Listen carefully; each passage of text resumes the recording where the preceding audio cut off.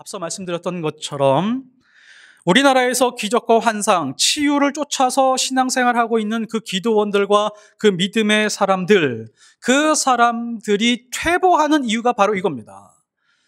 기적을 만났으면 예수 그리스도 앞으로 가서 예수님과 인격적인 교제와 만남을 가지고 신앙이 더 넓어지고 높아져야 되는데, 깊어져야 되는데 그렇지 못했고 자기의 이익을 취하기 위해서, 자신의 명성을 취하기 위해서 기도원이나 혹은 그걸 추구하는 사람들이 그렇게 행동해왔기 때문에 타락하고 변질될 수밖에 없습니다. 앞서 제가 말씀드렸었던 그 무속인 그 어머니, 제가 만나서 식사를 하면서 아주 재미있는 이야기를 들었습니다. 당신을 찾아오는 사람들 중에 상당수가 권사님들이라는 겁니다. 그리고 아주 드물게 목사님도 있다는 것이 굉장히 충격적이었습니다. 이분이 거짓말하는 것 같지 않았습니다. 예수 그리스도, 하나님, 성령님, 그 이 삼위일체 되신 하나님과 인격적인 관계, 인격적인 깊이가 더해지지 않으면 조금 더 큰 기적을 일으키는 곳으로 마음이 움직이게 되어 있습니다. 그러면서 자기 자신은 그리스도인이라고 그렇게 착각하면서 살아가게 되는 것이죠. 그래서 타락하게 되는 것입니다. 죄라고 하는 것이 이런 겁니다. 죄라고 하는 것은 하마르티아, 헬라어로 하마르티아라고 하는데 표적이 있으면 관역에서 벗어난 것, 이것을 죄라고 하죠. 성경 말씀이 가리키는 것은 오로지 하나님, 오로지 예수 그리스도, 오로지 십자가, 이것을 가리키고 있는데 하나님의 말씀을 근거로 다른 곳으로 벗어나게 되면 누구나 변질이 되고 누구나 하나님을 떠나게 되면 누구나 죄 가운데 있을 수밖에 없다는 것입니다. 베드로가 본 환상은 베드로가 예수님을 이해하고 예수님을 조금 더 깊이 인격적으로 만나는데 확장시켜 주는데 아주 큰 역할을 해 주었습니다. 예수님에 대해서 더 깊어지고 더 확장이 되었는데요. 36절에 보면 만유의 주 되신 예수 그리스도로 말미암아 화평의 복음을 전하사. 베드로가 이전에 많은 고백을 했죠. 주는 살아계신 하나님의 아들이시니이다. 주는 그리스도시요. 이런 식으로 아주 중요한 고백들을 했습니다. 그런데 예수 그리스도에 대해서 설명을 하면서 한 번도 설명해보지 않은 방식으로 설명을 합니다. 만유의 주 되신 예수 그리스도. 만유라고 하는 뜻이 무엇이죠? 온 우주 안에 살아있는 모든 것을 말합니다. 온 우주 안에 살아있는 모든 것의 주인이 되신 예수 그리스도라고 그렇게 선포하고 있습니다. 지금까지 자기가 만났고 자기가 경험했던 그 예수 그리스도보다 훨씬 더 크고 훨씬 더 확장됐고 훨씬 더 깊이 있게 예수님을 알게 되었던 것입니다. 그래서 유진 피터슨 목사님은 이 부분을 이렇게 표현합니다. 36절 메시지 성경에 이렇게 번역합니다. 36절의 말씀을 이렇게 번역하는데 그분의 복된 소식을 전하는 베드로의 가슴은 터질 듯하였다. 저는 깜짝 놀랐습니다. 유진 피터슨 목사님만 성경을 이 부분을 이렇게 표현합니다. 헬라어에 이런 뉘앙스를 가지고 있는데 이것을 포착해서 지금 베드로의 가슴이 터질 것처럼 하나님을, 예수님을 그렇게 이해하고 그 복음을 이해해서 터질 것 같은 가슴으로 그 기쁨을 안고 그 복음을 전하고 있었던 것입니다. 베드로가 확장돼 가는 모습을 한번 보십시오. 베드로가 무두장이의 집에 머물렀습니다. 그러면서 하나님과 예수님에 대해서 조금 더 이해의 폭이 넓어졌을 것입니다. 그렇지. 사회에서, 세상에서 버려진 사람들을 예수님이 수용해 주셨었지. 내가 왜 이 사람들을 수용하지 못했었나. 그 다음에 고넬료와 이방인의 집에 들어갔습니다. 나는 당신의 집에 들어가면 위법한 것입니다 라고 하는 것을 말할 정도로 어려운 일로 그 집에 들어가서 그 사람들과 복음을 나누면서 완전히 자기 안에 있던 유대주의가 깨트려져 버렸습니다. 베드로는 스스로 알고 있었죠. 어떤 것을 알고 있었냐면 나는 누구보다도 예수님에 대해서 잘 알아. 예수님과 함께 먹고 마셨으며 예수님이 기적을 베푸시는 모습을 봤고 예수님이 하시는 말씀을 들었고 예수님이 죽었다 살아나신 모습을 나는 보았어. 세상에 그 누구보다도 예수님을 더 잘 안다라고 생각을 했습니다. 그리고 본인이 직접 예수 그리스도의 이름으로 기적을 베풀 수 있었고 교회의 최고 지도자 위치에 있었습니다. 더 이상 바랄 것이 없었죠. 더 이상 변화될 것이 없는 위치에 있었는데 지금 베드로는 인생이 완전히 바뀌고 있었던 것입니다. 자신의 믿음이 깊어지고 있었던 것입니다. 어떤 면에서 깊어졌을까요? 어떤 면에서 그랬을까요? 베드로는 분명히 이것을 깨달았을 것입니다. 사람이 사람을 받아들이는 것이 이토록 어려운 것이구나 라고 하는 것을 깨달았습니다.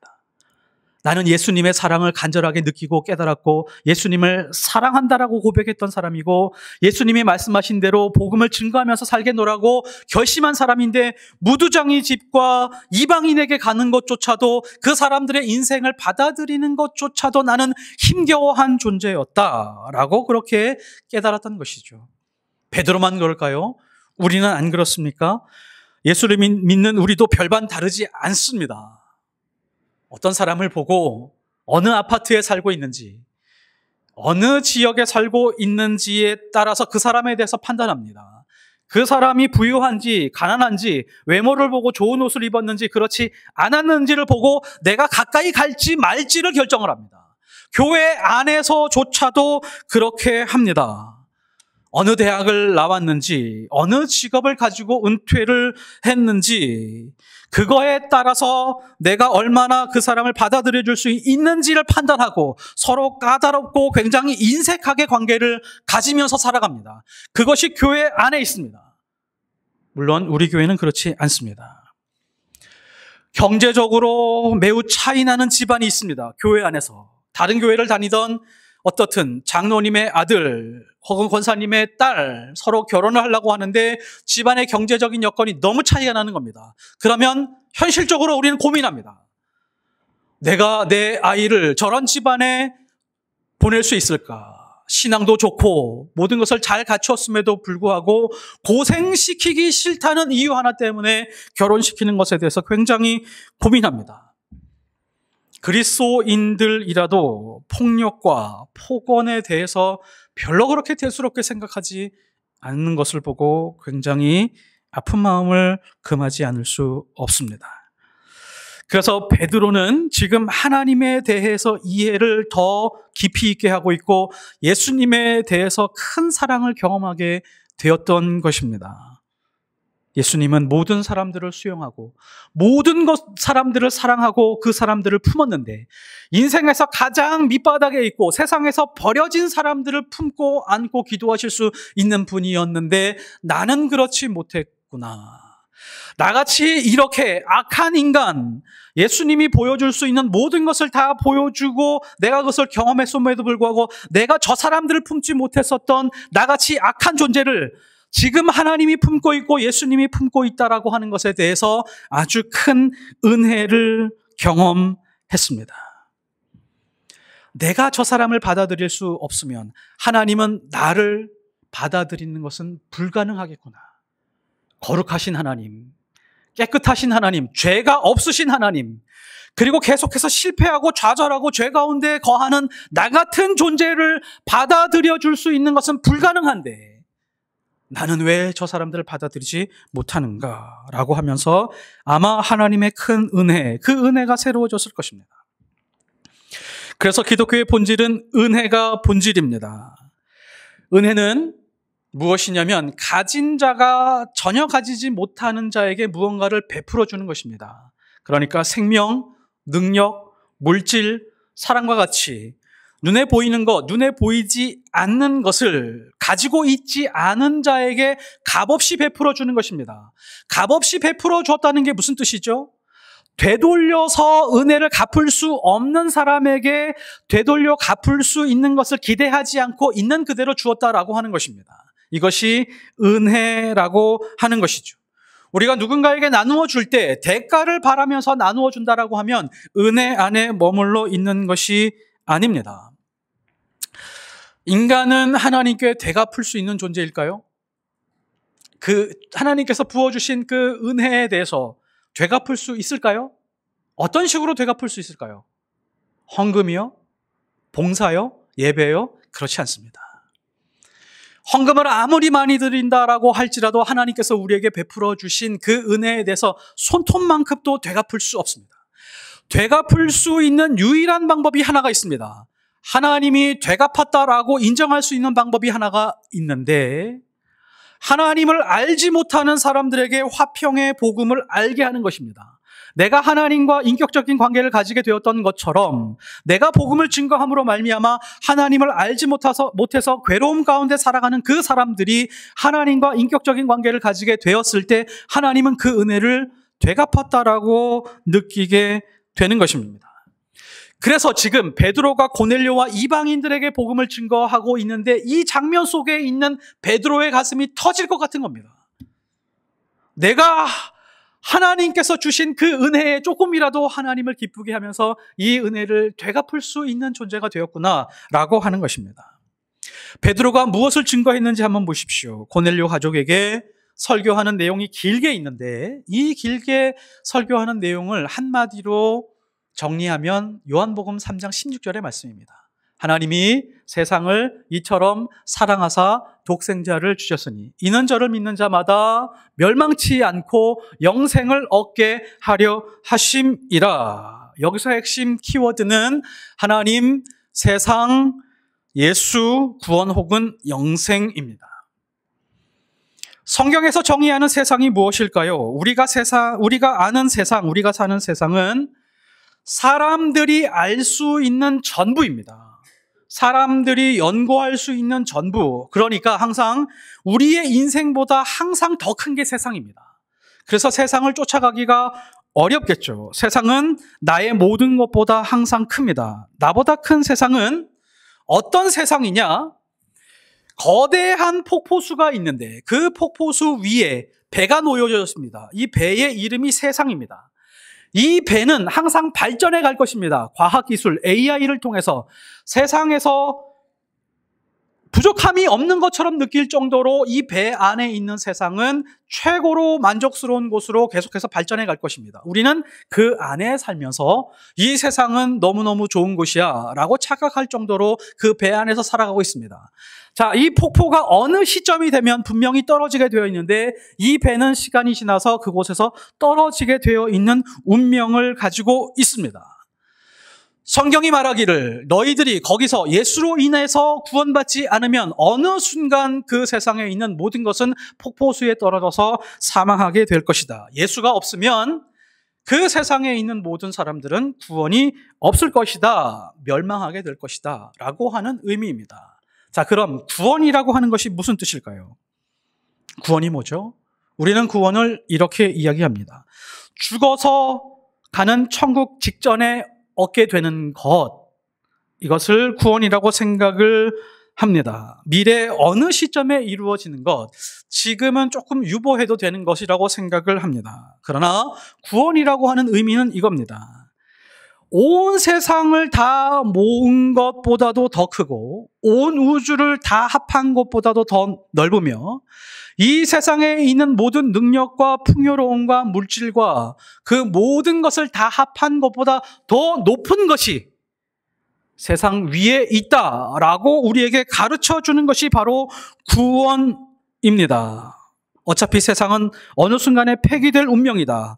인생은 바람에 나는 겨와 같다. 그래서 지금 세상에서 경험하는 작은 것들로 인해서 괴로워하고 아파하고 고통스러워하지 마라. 그것이 영원한 것처럼 아파하지 마라. 힘들어하지 마라. 나는 너의 하나님이다. 너는 나의 아들이다, 딸이다. 라고 하는 것이 구원이 우리에게 말해주는 뜻입니다. 햄릿에 이런 대사가 나옵니다. 호레이쇼, 하늘과 땅에는 자네 철학으로 상상할 수 있는 것보다 더 많은 것들이 있다네. 손질이야 우리가 대충 한다고 하더라도 결국 결말을 짓는 것은 하나님이라네. 셰익스피어의 햄릿이라고 하는 게 왜 위대한 작품인지를 알려주고 있습니다. 베드로가 이 모든 것을 이렇게 풀어가고 있는 것입니다. 만유의 주 되신 예수 그리스도로 말미암아 화평의 복음을 전하사 누구에게요? 인간에게 전해주신 것입니다. 자, 그러면 인간은 무엇이죠? 인간은 어떤 존재입니까? 인간은 인간 스스로에 대해서 알지 못합니다. 인간이 인간 스스로에 대해서 정의내 놓은 것이 겨우 호모 사피엔스입니다. 대부분의 사람들은 자기 인생이 누구인지 모르고 자기 스스로가 누구인지 모르고 살다가 자기 스스로 모른 채 죽어가는 것이 모든 인생이 그렇습니다. 그러면 자기 스스로를 알 수 있는 방법이 무엇일까요? 인간은 누구냐? 하나님이 사랑하는 자입니다. 인간은 하나님이 사랑하는 자입니다. 그렇기 때문에 인간은 스스로 알 수 있는 방법이 단 한 가지가 있는데 하나님과의 관계 속에서만 자신이 누구인지를 알 수 있습니다. 자신이 누구인지에 대해서 조금도 혼란스러워하지 않습니다. 그리스도인들이 가지고 있는 가장 강력한 힘이 바로 여기입니다. 내 자신이 누구인지를 알고 분명하게 살아가고 있기 때문에 흔들리지 않습니다. 하나님을 알지 못하는 사람들은 10대, 20대, 30대, 50대, 60대, 70대 인생이 끝날 때까지 자기 자신이 누구인지를 모릅니다. 그래서 우리 인생에서 가장 필요한 분이 예수 그리스도입니다. 예수 때문에 하나님과의 관계 안으로 들어가게 됐고 내 자신이 누구인지 분명하게 알게 되었습니다. 나는 하나님의 자녀야. 그리고 수많은 비난과 공격에도 단단하게 버틸 수 있었고 세상의 풍파에도 담담하게 지날 수 있었으며 초라해 보이는 모습 속에서도 당당하게 하루하루 살아올 수 있었던 이유가 바로 이 이유 때문입니다. 너는 내 아들이라 오늘날 내가 너를 낳았도다 라고 하는 이 말씀이 하나님께서 우리에게 주시는 말씀입니다. 오늘날 내가 낳았도다. 지금 출산했다는 것이 아니라 출산해서 느꼈던 그 사랑의 마음이 한참 지난 이 시간, 이 순간조차도 그 사랑의 마음이 조금도 줄지 않았다. 오히려 더 커졌다. 너는 내 아들이야. 라고 하는 그 메시지를 우리에게 주시는 것입니다. 그러나 아주 아쉬운 부분이 하나가 있습니다. 대부분의 사람들이 신앙생활을 하면서 신앙의 성장해 오고 여러 가지 은혜도 경험하여 오다가 한 이쯤에서 멈춥니다. 그리고 거기서 고만고만하게 신앙생활을 하다가 우리는 여생을 마칠 때가 많이 있습니다. 여기서 멈추면 안 됩니다. 자신을 사랑하고 자신이 인생에 대해서 만족했지만 하나님이 우리를 얼마나 사랑하는지 나는 누구인지 분명하게 알게 되었지만 우리는 이제 절반까지만 온 것입니다. 이제 절반만 알게 된 것입니다. 예수님이 우리에게 특별하게 부탁하신 것이 있습니다. 베드로에게 주신 화평의 복음입니다. 고린도후서 5장 15절에 보면 그가 모든 사람을 대신하여 죽으심은 살아있는 자들로 하여금 다시는 그를 자신을 위하여 살지 않고, 이게 첫 번째. 살아있는 자들을 위해서 죽으신 이유가 있고 우리에게 생명을 주시고 지금부터 하나님 나라 가는 그날까지 생명을 주신 그 이유가 있는데 지금부터 구원을 주신 이유부터는 자기 자신을 위해서 살지 않게 하시려고 우리를 건져주셨다라고 하는 것입니다. 우리는 어디에서 감격이 끝나냐면 새로운 피조물이다. 하나님께서 우리를 지으셨다. 우리에 대한 계획과 목적을 가지고 계시다. 우리에게 은혜를 주시고 고난 중에 구해주시고 때로는 복을 주셔서 은혜를 주셔서 살게 하신다에서만 멈추어 있습니다. 저는 이것을 편집증이라고 말합니다. 그리스도인들이 가지고 있는 정신병 중에 하나 편집증.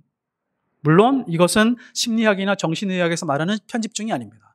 어떤 편집증이냐면 하나님이 정말 그 뒤에 중요하게 정말 우리에게 하고 싶으신 말씀이 있는데 내가 좋아하는 말씀만 잘 편집해서 그것을 붙들고 그것이 마치 신앙인 것처럼 좋은 신앙을 가지고 있는 것처럼 살아가고 있는 증세. 이것이 바로 편집증입니다. 그 뒤에 있는 말씀이 무엇인지를 한번 보십시오. 오직 그들을 대신하여 죽었다가 다시 살아나신 이를 위하여 살게 하려 하십니다. 이제는 내가 내 인생을 위해서 사는 것이 아니라 다시 살아나게 하신 이 하나님 예수 그리스도를 위하여 살게 하시는 것이 하나님의 뜻입니다. 이것이 두 번째 아주 중요한 것이죠. 그러니까 은혜를 은혜되게 갚는 것. 그 은혜를 어떻게 갚으라는 말씀이시죠? 그 뒤에 18절에 나와 있습니다. 모든 것이 하나님께로서 났으며 그가 그리스도로 말미암아 우리를 자기와 화목하게 하시고 또 우리에게 화목하게 하는 직분을 주셨으니 곧 하나님께서 그리스도 안에 계시사 세상을 자기와 화목하게 하시며 그들의 죄를 그들에게 돌리지 아니하시고 화목하게 하는 말씀을 우리에게 부탁하셨느니라. 이 부탁의 말씀에 대해서 기억하는 그리스도인들이 얼마나 될까요? 화목하게 하는 직분을 주셨으며 화목하게 하는 말씀을 주셨는데 이 말씀들에 대해서는 별로 큰 은혜를 느끼지 않습니다. 별로 관심도 없습니다. 이 말씀들에 대해서 적어서 사업장이나 가정에 붙여놓고 이 말씀대로 살게 해주십시오라고 하나님 앞에 기도하는 사람들을 찾아보기가 매우 드뭅니다. 우리에게 다른 직업을 주시고 다르게 살게 하셨습니다. 그러나 같은 임무를 주셨습니다. 화목하게 하는 직분. 이 목적을 위하여 우리가 전혀 다른 사람들을 만나서 공동체 생활을 하게 하셨던 것입니다. 전혀 다른 사람들을 만나서 부부가 되게 하시고, 전혀 다른 사람들을 만나서 자녀가 되게 하시고, 전혀 다른 사람들을 만나서 교회 공동체가 이루어지게 하시며, 내가 원하지 않은 사람들과 함께 직장을 다니고 사업을 하게 하시고, 우리 주변 이웃과 만나게 하셨던 것입니다. 그 이유와 목적은 무엇이냐면 화목제물 되는 연습하게 하시는 목적을 가지고 있습니다. 이 목적은 정말 인기 없는 목적이죠. 우리의 정체성은 무엇일까요? 우리의 가치는 무엇에 있을까요? 우리가 세상에 살아가면서 영적으로 풍성해지고 세상에서 이렇다 할 만하게 살아가면서 많은 사람들에게 선한 영향을 끼치면서 저 사람 보고 예수 믿어야겠다라고 하는 삶을 살아가는 그런 모습일까요? 그렇지 않습니다. 우리의 가치도 동일합니다. 예수님을 따라간다라고 하는 것이 그것이죠. 예수님이 죽음으로써 고난으로써 누군가가 살아났었던 것처럼 우리의 가치도 거기에 있습니다. 그런데 우리는 다른 가치를 추구하면서 살아갈 때가 많이 있죠. 하나님, 고난은 좀 걸러주십시오. 고난과 아픔은 좀 빨리 지나가게 해주십시오. 그러나 평안과 풍요로움은 길게 오랫동안 가게 해주십시오. 라고 하는 게 우리의 소원과 기도 제목의 전부입니다.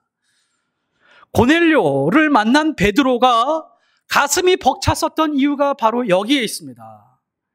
자기 자신의 인생을 통하여, 자기 자신의 말씀을 통하여 이방인, 버려졌다라고 생각했었던 그 이방인들이 하나님과 화목하게 되고 구원의 역사를 경험하게 되는 것을 목격하는 것, 나같이 미약한 인간, 악한 인간을 통해서 누군가 생명이 살아나는 것을 바라보면서 가슴이 벅찰 수 있었던 것입니다. 이것이 바로 우리의 정체성입니다. 은혜를 베풀 수 없는 자에게 은혜를 베푸는 것. 복음으로 완전히 새로워진 사람의 인생이 바로 이와 같은 인생입니다. 만일에 우리의 인생의 가치와 우리의 정체성이 분명하다면 우리가 당하는 모든 것들 속에서 분명한 화살표를 경험하게 될 것입니다. 우리가 당하는 질병, 우리가 당하는 고난, 우리가 당하는 아픔, 괴로움, 고통 속에서 우리는 화살표를 찾기 시작을 합니다. 하나님, 어디로 이끄시고 계십니까? 라고 하면서 기도하게 될 것입니다.